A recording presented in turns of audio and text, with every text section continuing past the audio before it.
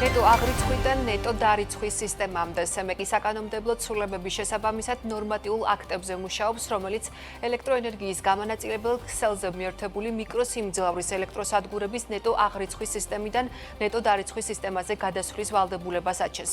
ნეტო აღრიცხვისგან განსხვავებით, რომელიც მომხმარებლებს აძლევს შესაძლებლობას გამოიყენონ ქსელში გადაცემული ჭარბი ელექტროენერგია მომავალი მოხმარებისთვის, ნეტო დარიცხვა გულისხმობს ქსელში მიწოდებული და მოხმარებული ელექტროენერგიის ცალკე აღრიცხვას და ფინანსურ ანაზღაურებას.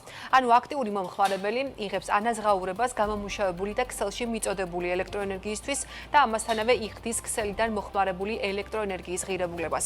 როდიდან ამოქმედდება ნეტო დარიცხვის სისტემა, დარჩება თუ არა მზის ელექტროსადგურები მიმზიდველი ახალ სისტემაში და რა იქნება ტარიფები? თორნიკე დარჯანია, საქართველოს მზის ენერგიის განვითარების ასოციაციის თანადამფუძნებელი შემოგვიერთდა თემაზე სასაუბროთ პირდაპირ ეთერში. თორნიკე, მოგესალმები.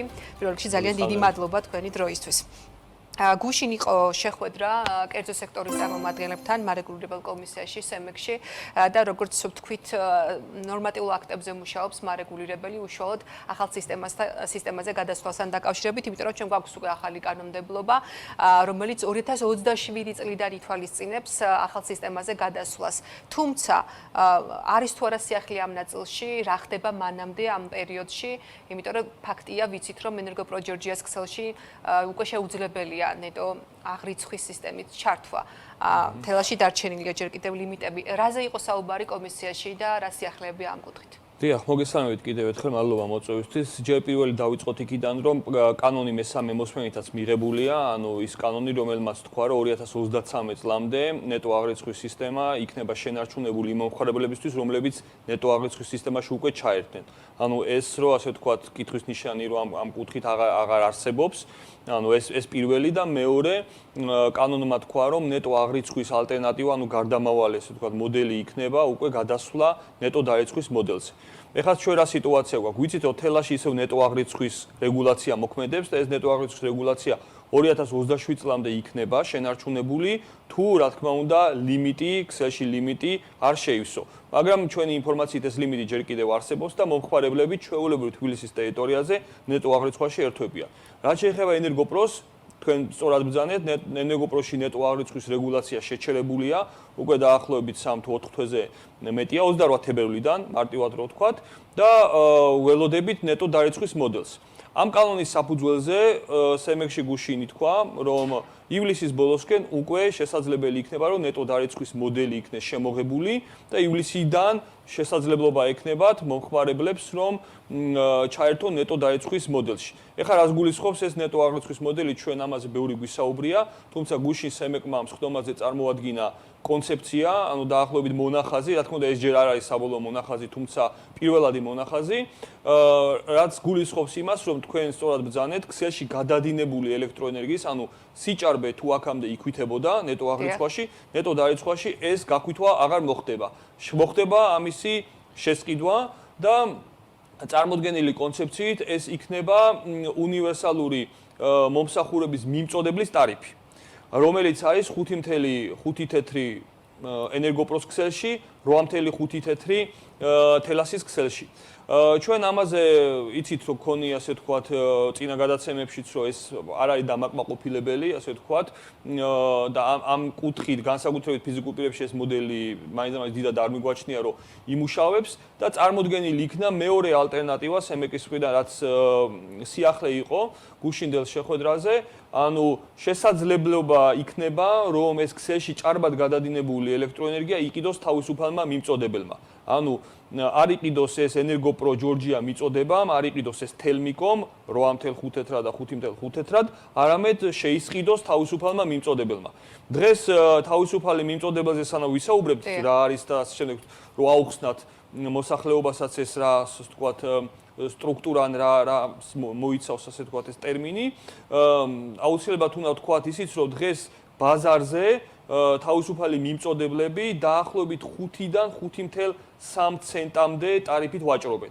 ანუ მაგალითად ჩვენ გვაქვს ბაზარი, ეგ ეწოდებული საბითუმო ბაზარი, სადაც მომხმარებლები არ ყიდულობენ ელექტროენერგიას თელმიკოსგან, არ ყიდულობენ ელექტროენერგიას ენერგოპრო ჯორჯია მიწოდებისგან, არამედ ყიდულობენ პირდაპირი მიმწოდებლებისგან, სადაც ეს შეიძლება იყოს თავისუფალი მიმწოდებელი, შეიძლება ტრეიდერის გავლით და ასე შემდეგ. ტარიფი ფიქსირდება დაახლოებით 5-დან 5.3 ცენტამდე. რაც შეიძლება რომ მომხიბლელი იყოს, ჩვენ ქონდა კონსულტაციები თავისუფალ მიმწოდებლებთან და მათ გამოთქვეს, ასე ვთქვათ, ინტერესიც, რომ ეს შეიძლება იყოს მათთვის საინტერესო. ანუ წარმოვიდგინოთ ესეთი მოცემულობა, მას ვისაც უნდა რომ მზის ელექტროსადგური დაამონტაჟოს, ამონტაჟებს მზის ელექტროსადგურს, მაგრამ აი იმ სიჭარბეზე, სიჭარბის შესყიდვაზე აქვს ორი ალტერნატივა ექნება. ან უნდა მიყიდოს ეს სიჭარბე ენერგოპრო ჯორჯია მიწოდებას და თელმიკოს, ან უნდა მიყიდოს თავისუფალ მიმწოდებელს და შეუთანხმდეს კონკრეტულ ფასზე. აი ეს ორი მოცემულობა არის. ეხლა აქ რეგულაციული თვალსაზრისით ბევრი რაღაც არის დასარეგულირებული, იმიტომ რომ გუშინ სემეკის სხდომაზეც დაისვა ეს კითხვა, იმიტომ რომ თავისუფალ მიმწოდებელს არ აქვს დღეს შესაძლებლობა, რომ ჩავიდეს, ასე ვთქვათ, საცალო ბაზარზე ფიზიკურ პირებთან, იქ იყიდოს ელექტროენერგია და ეს შემდგომ გაყიდოს საბითუმო ბაზარზე. ვისგან უნდა იყიდოს თორნიკე, აქედან რამდენად გაჩნდა ეს კითხვა? ანუ აი წარმოვიდგინოთ, ხო, ეს რაღაცა ჰიპოთეზებით რო არ ვისაუბროთ, თქვენ ხართ ფიზიკური პირი, სახლში ამონტაჟებს მზის ელექტროსადგურს და თქვენ დაამონტაჟეთ მზის ელექტროსადგური და უთანხმდებით ტარიფზე თავისუფალ მიმწოდებელს და ქსელში გადადინებულ სიჭარბეზე თავისუფალი მიმწოდებელი, ანუ X პერსონა კომპანია გიხდით, ასე ვთქვათ, შეთანხმებულ ტარიფს. ეს ცოტა, ასე ვთქვათ, უცნაური მოდელი არის, თუმცა აპრობირებული სხვა ქვეყნებში არ არის, ასე ვთქვათ, რაღაცა ჩვენი გამოგონილი, მათ შორის ევროდირექტივებიც და სხვა ნორმატიული აქტებიც ევროპაში ამ კუთხით მიუთითებენ, რომ ანუ ბაზარი უნდა გახდეს მაქსიმალურად, ასე ვთქვათ, გახსნილი და თავისუფალ მიმწოდებელს უნდა შეეძლოს ეს ელექტროენერგიის შეძენაც ჩვენგან და ასე ვთქვათ გაყიდვას. ეხლა რა არის თავისუფალი მიმწოდებელი, იმიტომ რომ ამ ტერმინს ახლა ვიყენებთ და ცოტა გასაგები რო გავხადოთ, მოსახლეობისთვის ზოგადად არსებობს ორი მიმწოდებელი. ჯერ თავიდან საერთოდ არსებობდა ენერგოპრო და არსებობდა თელასი.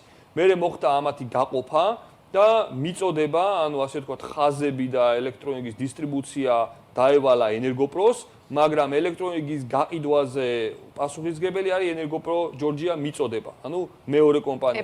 იგივე მოხდა აქაც, ანუ თელასი არის ელექტროენერგიის, ასე ვთქვათ, გამტარი, ხაზების ფლობელი მრიცხვების და ამ შემდეგ, ხოლო ელექტროენერგიას ყიდის უკვე თელმიკო. ანუ რო ავიღოთ ჰიპოთეზა, ამ კომპანიების თელმიკოს და ენერგოპრო ჯორჯიას მიწოდების მაგივრად კანონმდებლობა შემოაქვს ასევე, უბრალოდ შემოტანილია, მაგრამ ეს არ არის ფართოდ დანერგილი ჩვენთან, შესაძლებელი იყოს მესამე პირიც, რომელიც მოვა და გეტყვით, რომ იცით რა, მოდი ნუყიდულობ ელექტროენერგიას თელმიკოდან, ან ენერგოპრო ჯორჯია მიწოდებიდან და იყიდე ელექტროენერგია ჩემგან. და ეს არის დღეს, ასე ვთქვათ, უკვე რაღაცა დონეზე დანერგილი, მაგალითად საბითუმო ბაზარზე. ის იმ მომხმარებლებისთვის, რომლებიც ძალიან დიდი რაოდენობის ელექტროენერგიას მოიხმარენ.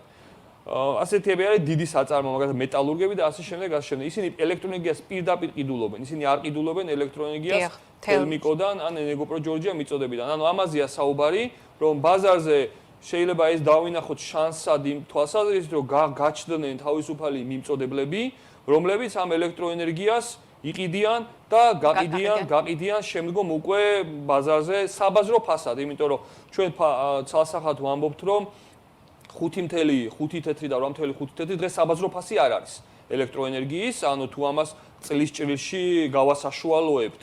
როგორც თქვი, ანუ დღეს ბაზარზე ფასი დღევანდელი მოცემულობით არის დაახლოებით 5-დან 5.3 ცენტამდე. კი ბატონო, თორნიკე, სანამ ეს სქემა აეწყობა, თავადაც თქვი, რომ შეიძლება ეს სისტემა თავდაპირველად აი ამ ტარიფების პირობებში, რაც არის განსაზღვრული, უпростоრად ენერგოპრო ჯორჯიასა და თელასის შემთხვევაში არ იყოს ეს ფინანსურად საინტერესო, ხომ? აი ამ სანამ ეს სისტემა დაალაგდება, ელით თუ არა აქტიურობას, იგივე ენერგოპრო ჯორჯიას აბონენტების მხრიდან, რა ხდება აი ამ გარდამავალ ეტაპზე? აი თქვენი ტიპის კომპანიები, რომლებიც ამ მიკროსიმძლავრის ელექტროსადგურების დაყენებაში ეხმარებით მოქალაქეებს, კომპანიებს, აი თქვენ როგორ მუშაობთ, სანამ ეს ყველაფერი დაალაგდება აი ამ გარდამავალ ეტაპზე? ამ გარდამავალ ეტაპზე ჩვენ ფაქტობრივად ხედავთ, რომ ფიზიკური პირების მიმართულებით საკმაოდ რთული მდგომარეობა გვექნება, იმიტომ რომ ენერგო ენერგოპრო ჯორჯიას ქსელში ხა ფიზიკური პირები ვერ აკეთებენ ინტეგრაციას და მომავალში წარმოვიდგინოთ ესეთი რაღაც, ანუ თავისუფალ მიმწოდებელს უნდა გქონდეს სურვილი, რომ